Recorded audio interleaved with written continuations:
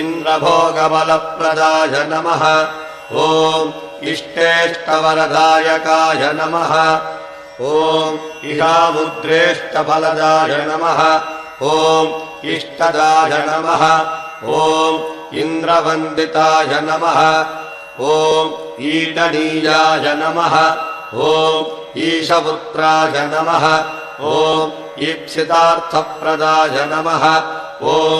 ईतिभीतिहराय नमः ॐ ईड्याय नमः ॐ ईषणत्रयवर्जिताय नमः ॐ उदारकीर्तये नमः ॐ उद्योगिने नमः ॐ उत्कृष्टाय नमः ॐ उर्वराक्रमाय नमः ॐ उद्घृष्टशक्तये नमः ॐ उत्साहाय नमः ॐ उदाराय नमः ॐ